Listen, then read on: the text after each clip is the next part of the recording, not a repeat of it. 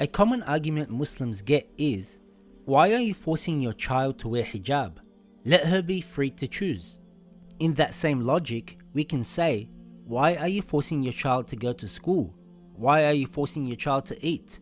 Why are you forcing your child to wear clothes at all? Let them be free and choose. Obviously, these people are limited in their understanding of hijab, hence why they come up with such a statement. You have probably already heard that wearing the headscarf is a sense of protection from being harassed. This may be true in many cases, but there is a real reason why Muslim women wear the headscarf. It is to show that they are Muslims, meaning the one who submits to God. Wearing a scarf does not mean a woman is restricted in her freedom. Islam encourages women to acquire knowledge and advance themselves in all noble pursuits, even with their scarf. For example, women are allowed to do business, to work in any permissible profession, to own property, and so on. Hijab literally means a covering. Hijab is much more than wearing a scarf for Muslim women. We have hijab for women, and we also have hijab for men. Hijab is not just about outer appearances, it is also about noble speech, modesty, and dignified conduct for men and women. Although there are many benefits of hijab, it is first and foremost a commandment from God. Therefore, wearing it is an act of faith and obedience to the Creator, as mentioned in the Holy Quran. Hijab has been categorized into two parts, hijab of the body and hijab of the dress. Hijab of the body refers to body parts, and we will list some here. We have hijab of the eyes.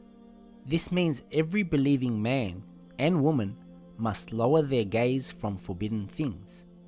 Narrations tell us that a glance is a poisoned arrow from the arrows of Satan. Hijab of the tongue refers to protecting yourself from speaking ill of others, such as backbiting. Hijab of your hands means to protect your hands in doing any injustice, such as taking unlawful money. It also means to protect yourself from any physical contact with a non-mahram, such as hugging or shaking hands with them. Mahram in short means a person who is haram to marry in a normal given situation, like aunts and uncles, brothers and sisters. Therefore, non-mahram means it is not haram to marry. For example, our cousins are not our mahram. We cannot shake hands with them or hug them, even if we consider our cousin to be just like a brother or a sister.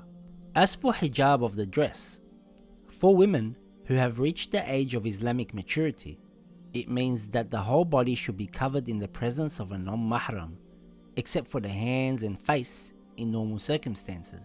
The head and neck should also be covered so that no hair is showing. According to the scholars, the feet must also be covered completely. The overall appearance of the dress is that it must be loose, and it should not be attractive in any way that draws the attention of men who are not mahram towards her.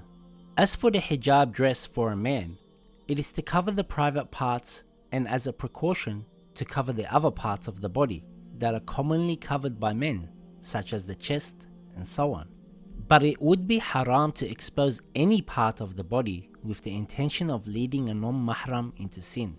It is also forbidden to wear gold or pure silk for men. The hijab known as the scarf in the West is not a symbol of oppression. It is not a sign of female inferiority to men.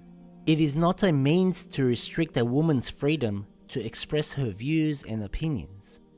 It is not a means to restrict women from pursuing an education or a suitable career. It is not a portable prison. It is not something new. It has been practiced by many righteous women historically. It is not worn with the intention of being intimidating or antisocial.